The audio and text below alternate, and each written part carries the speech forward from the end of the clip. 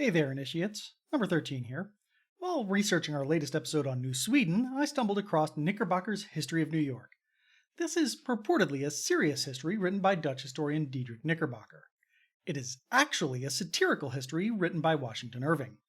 The obvious joke is that Irving is mocking the style of contemporary history writing by turning the most picayune pottering into a life and death clash of titans. The subtle joke is that he's mocking contemporary politics by inserting them into historical events. As a history text, it's useless, but it is one heck of an entertaining read, and I thought I'd share some of it with you. So here's a passage about Peter Stuyvesant's capture of Fort Christina in 1655. For those of you reading along at home, this is an abridged version of Book 4, Chapters 6 and 7. Just remember, none of this really happened. Or rather, some of it did happen, but it definitely didn't happen like this. Like as a mighty alderman when at a corporation feast the first spoonful of turtle soup salutes his palate, feels his appetite but tenfold quickened, and redoubles his vigorous attacks upon the tureen, well, so too did the meddlesome Peter Stuyvesant feel that hunger for martial glory which raged within his bowels, inflamed by the capture of Fort Casimir, and nothing could allay it but the conquest of all New Sweden. He stumped resolutely on to gather fresh laurels at Fort Christina. This was the grand Swedish post established on a small river of the same name, and here that crafty governor Jan Riesing lay grimly drawn up, like a grey-bearded spider in the citadel of his web. He proceeded without delay to entrench himself, and immediately on running his first parallel, dispatched Antony Van Corlear to summon the fortress to surrender. Van Corlear was received with all due formality, hoodwinked at the portal, and conducted through a pestiferous smell of salt fish and onions to the citadel, a substantial hut built of pine logs. His eyes here were uncovered, and he found himself in the august presence of Governor Riesing. This chieftain, as I have before noted, was a very giantly man, and was clad in a coarse blue coat, strapped round the waist with a leathern belt, which caused the enormous skirts and pockets to set off with a very warlike sweep. He was straddling in the attitude of the Colossus of Rhodes before a bit of broken looking-glass, shaving himself with a villainously dull razor. On Antony Van Corlear's being announced, the grim commander paused for a moment, and after eyeing him askance over the shoulder, with a kind of snarling grin on his countenance, resumed his labours at the glass. This iron harvest being reaped, he turned once more to the trumpeter and demanded the purport of his errand. Antony Van Corlear delivered in a few words, being a kind of shorthand speaker, a long message from His Excellency recounting the whole history of the province, with a recapitulation of grievances and enumeration of claims, and concluding with the peremptory demand of instant surrender, which done, he turned aside, took his nose between his thumb and finger, and blew a tremendous blast, not unlike the flourish of a trumpet of defiance, which it had doubtless learned from a long and intimate neighbourhood with that melodious instrument. Governor Riesing heard him through, trumpet and all, but with infinite impatience. Van Corlear having finished, he bluntly replied that Peter Stuyvesant and his summons might go to the devil, whither he hoped to send him and his crew of ragamuffins before supper-time. Then unsheathing his brass-hilted sword and throwing away the scabbard, "For Gad," quoth he, "but I will not sheathe thee again until I make a scabbard of the smoke-dried leathern hide of these runagate Dutchmen."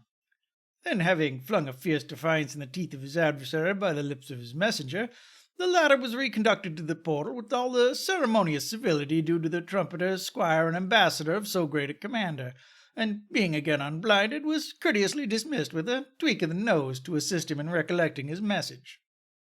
No sooner did the gallant Peter receive this insolent reply than he let fly a tremendous volley of red-hot execrations, which would have infallibly battered down the fortifications and blown up the powder magazine about the ears of the fiery Swede, had not the ramparts been remarkably strong and the magazine bomb-proof. Perceiving that the works withstood this terrific blast, and that it was utterly impossible, as it really was in those unphilosophic days, to carry on a war with words, he ordered his merry men to all prepare for an immediate assault. But here a strange murmur broke out among his troops, beginning with the tribe of the Van Bummels, those valiant trenchermen of the Bronx, and spreading from man to man, accompanied with a certain mutinous looks and discontented murmurs. For once in his life, and only for once, did the great Peter turn pale, for he verily thought his warriors were going to falter in this hour of perilous trial, and thus to tarnish forever the fame of the province of the New Netherlands. But soon did he discover to his great joy that in this suspicion he deeply wronged this most undaunted army, For the cause of this agitation and uneasiness simply was that the hour of dinner was at hand, and it would have almost have broken the hearts of these regular Dutch warriors to have broken in upon the invariable routine of their habits. Besides, it was an established rule among our ancestors always to fight upon a full stomach, and to this may be doubtless attributed the circumstance that they came to be so renowned in arms. The hardy men of the Manhattoes and their no less hardy comrades lustily engaged under the trees, buffeting stoutly with the contents of their wallets, and taking such affectionate embraces of their canteens and bottles as though they verily believed they were to be the last. Expectation now stood on stilts. The world forgot to turn round that it might witness the affray.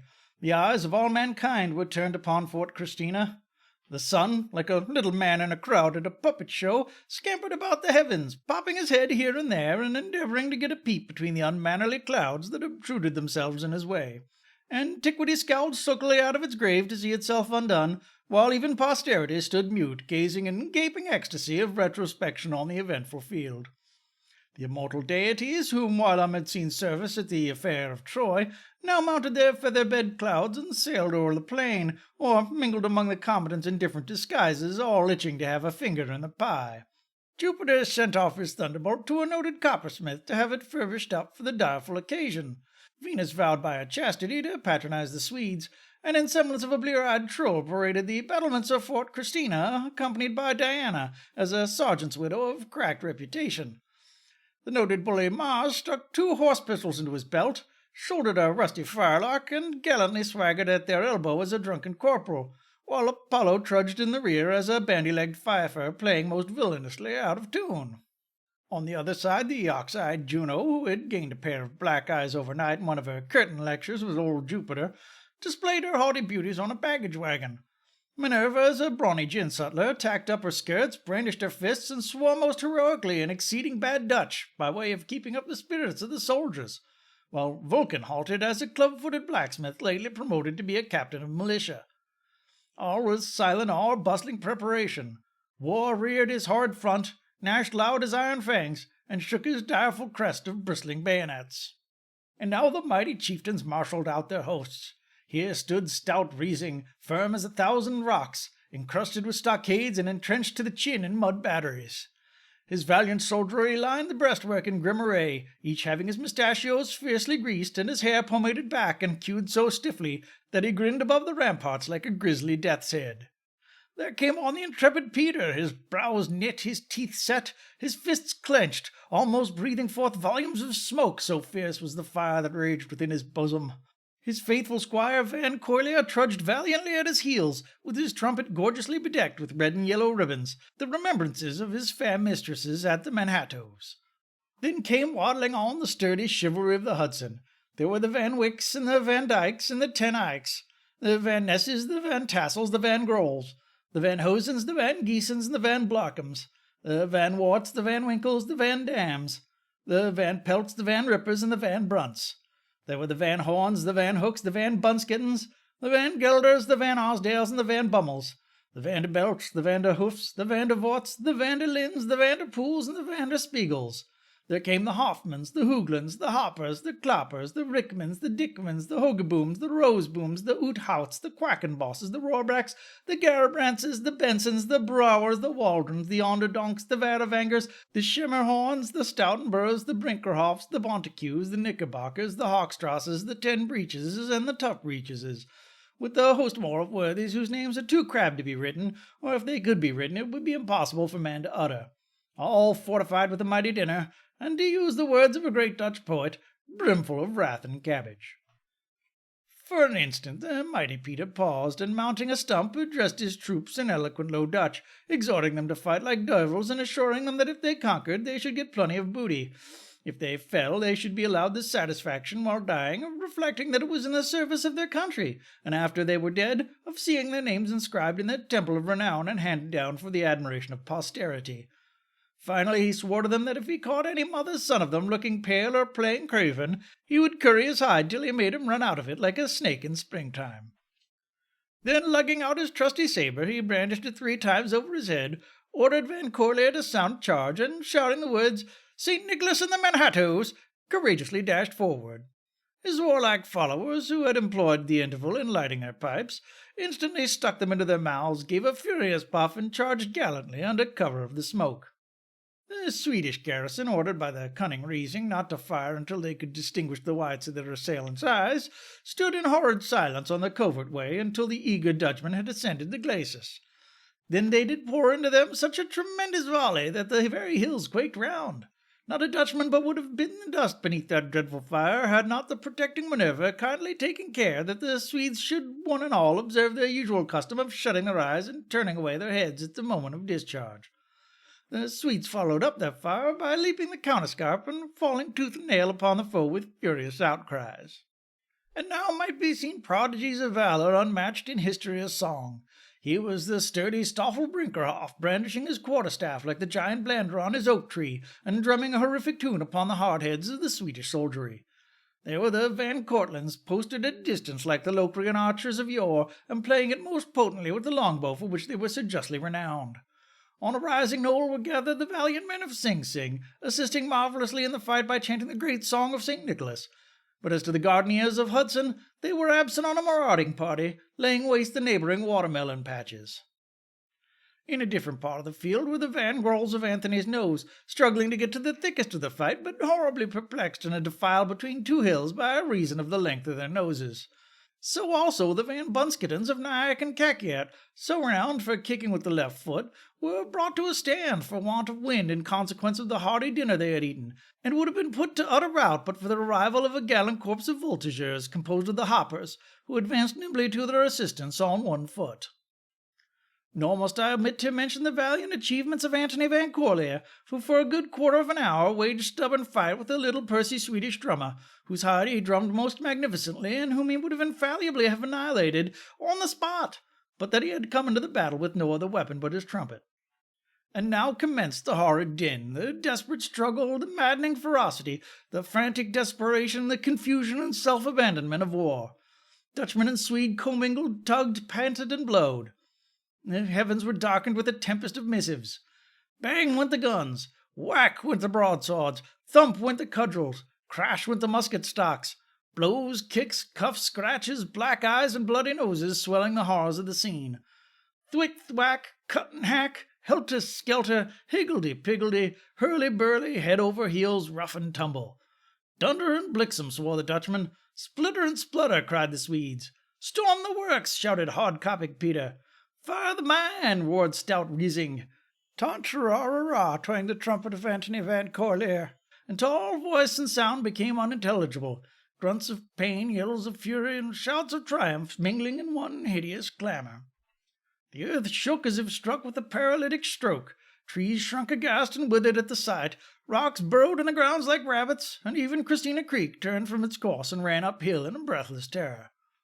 Long hung the contest doubtful, for though a heavy shower of rain in some measure cooled their ardor, as doth a bucket of water thrown on a group of fighting mastiffs, yet did they but pause for a moment to return with tenfold fury to the charge. Just at this juncture, a vast and dense column of smoke was seen slowly rolling towards the scene of battle. The combatants paused for a moment, gazing in mute astonishment until the wind, dispelling the murky cloud, revealed the flaunting banner of Michael Paul, the patroon of Communipaw. That valiant chieftain came fearlessly on at the head of a phalanx of oyster-fed Pavonians and a quarter reserve of the Van Arsdale and Van Bummels, who had remained behind to digest the enormous dinner they had eaten. These now trudged manfully forward, smoking their pipes with outrageous vigor, so as to raise the awful cloud that has been mentioned, but marching exceedingly slow, being short of leg and of great rotundity in the belt. Scarce had the myrmidons of Michael Paw attained the front of battle when the Swedes, instructed by the cunning Rising, levelled a shower of blows full at their tobacco pipes. Astounded by this assault and dismayed at the havoc of their pipes, these ponderous warriors gave way and, like a drove of frightened elephants, broke through the ranks of their own army. The little hoppers were borne down in the surge. The sacred banner, emblazed with the gigantic oyster of Communipaw, was trampled in the dirt. On blundered and thundered the heavy, sterned fugitives, the Swedes pressing on their rear and applying their feet a part post to the Van Arsdales and Van Brummels, with a vigor that prodigiously accelerated their movements. But what, O Muse, was the rage of Peter Stuyvesant when from afar he saw his army giving way? In the transports of his wrath he sent forth a roar enough to shake the very hills. The daring Peter dashed, sword in hand, into the thickest of the foe. Then might be seen achievements worthy of the days of the giants. Wherever he went, the enemy shrank before him. The Swedes fled to right and left, or were driven like dogs into the own ditch. But as he pushed forward singly with headlong courage, the foe closed behind and hung upon his rear. One aimed a blow full at his heart, but the protecting power which watches over the great and the good turned aside the hostile blade and directed it to a side pocket, where reposed an enormous iron tobacco box, endowed like the shield of Achilles with supernatural powers. Peter Stuyvesant turned like an angry bear upon the foe, and seizing him as he fled by an immeasurable queue. "Ah, horse and caterpillar," roared he, "here's what shall make worms meat of thee." So saying, he whirled his sword and dealt a blow that would have decapitated the varlet, but that the pitying steel struck short and shaved the queue forever from his crown.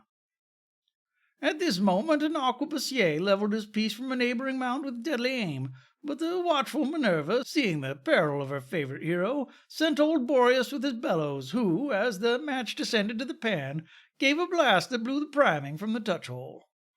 Thus waged the fight, when the stout Rising, surveying the field from the top of Little Ravelin, perceived his troops banged, beaten, and kicked by the invincible Peter. Drawing his falchion and uttering 1,000 anathemas, he strode down to the scene of combat with some such thundering strides as Jupiter is said to have taken when he strode down the spheres to hurl his thunderbolts at the Titans. When the rival heroes came face to face, each made prodigious start in the style of a veteran stage champion. Then they did regard each other for a moment with the bitter aspect of two furious ramcats on the point of a clipper clawing. Then they did throw themselves into one attitude, then into another, striking their swords on the ground, first on the right side, then on the left. At last at it they went, with incredible ferocity. Words cannot tell the prodigies of strength and valor displayed in this direful encounter, an encounter compared to which the far-famed battles of Ajax with Hector, of Aeneas with Turnus, Orlando with Rhodamont, Guy, Warwick, and Colbrand the Dane, or of Sir Owen of the Mountains with the giant Goylon, were all gentle sports and holiday recreations. At length the valiant Peter, watching his opportunity, aimed a blow enough to cleave his adversary to the very chine, but Rising, nimbly raising his sword, warded it off so narrowly that, glancing on one side, it shaved away a huge canteen in which he carried his liquor. Thence, pursuing its trenchant course, it severed off a deep coat pocket stored with bread and cheese. Enraged to see his military stores laid waste, the stout Rising, collecting all his forces, aimed a mighty blow full at the hero's crest. In vain did his fierce little cocked hat oppose its course. The biting steel clove through the stubborn ram beaver, and would have cracked the crown of anyone not endowed with supernatural hardness of head, but the brittle weapon shivered in pieces on the skull of hard-copic Pete, shedding 1,000 sparks like beams of glory round his grisly visage. The good Peter reeled with the blow, and turning up his eyes, beheld 1,000 suns, besides moons and stars, dancing about the firmament. At length, missing his footing by reason of his wooden leg, down he came on his seat of honour with a crash which shook the surrounding hills, and might have wrecked his frame had he not been received into a cushion softer than velvet, which Providence or Minerva or St. Nicholas or some kindly cow had benevolently prepared for his reception. The furious Rising, in despite of the maxim cherished by all true knights that fair play is a jewel, hastened to take advantage of the hero's fall, but as he stooped to give the fatal blow, Peter Stuyvesant dealt him a thwack over the sconce with his wooden leg, which set a chime of bells ringing triple bob majors in his cerebellum. The bewildered Swede staggered with the blow, and the wary Peter, seizing a pocket pistol which lay hard by, discharged it full at the head of the reeling Rising. Let not my reader mistake. It was not a murderous weapon loaded with powder and ball, but a sturdy little stone pottle charged to the muzzle with a double dram of true Dutch courage, which the knowing Antony Van Corlear carried about him by way of replenishing his valor, and which had dropped from his wallet during his furious encounter with the drummer. The hideous weapon sang through the air and encountered the head of the gigantic Swede with matchless violence. This heaven-directed blow decided the battle. The ponderous pericranium of General Jan Rising sank upon his breast. His knees tottered under him, a death-like torpor seized upon his frame, and he tumbled to the earth with such violence that old Pluto started with affright, lest he should have broken through the roof of his infernal palace. His fall was the signal of defeat and victory. The Swedes gave way, the Dutch pressed forward, the former took to their heels, the latter hotly pursued. Some entered with the pell-mell through the sally-port, others stormed the bastion, and others scrambled over the curtain. Thus in a little while the fortress of Fort Christina, which, like another Troy, had stood a siege of full 10 hours, was carried by assault without the loss of a single man on either side. Victory, in the likeness of a gigantic oxfly, sat perched on the cocked hat of the gallant Stuyvesant, and it was declared by all the writers who he hired to write the history of his expedition that on this memorable day he gained a sufficient quantity of glory to immortalize a dozen of the greatest heroes in Christendom. And I think we've just learned why I am not a voice actor and why we don't do long excerpts in an accent on this show. Everyone have a great weekend, and we'll return on Monday with our next full episode. Until then, quid minime sciant, optime scire. This episode was written and produced by David White for the Ancient and Esoteric Order of the Jackalope and That's Not Canon Productions. This episode is released under a Creative Commons Attribution Non-Commercial Share-alike 4.0 International License. All rights reserved, all wrongs reversed. The full script and sources for this episode can be found at orderthejackalope.com. That's orderthejackalope.com with hyphens between the words. Do you have thoughts about this episode? Why not share them on our Discord server? There's a link in the show notes. Or message us on social media. We can be found at orderjackalope. If social media isn't your thing, send us an email at jackalope@orderthejackalope.com. We're recruiting new lodge members. We'll initiate anyone into the secret mysteries. All they have to do is share a secret mystery of their own. Visit our website and click Join Us for more information.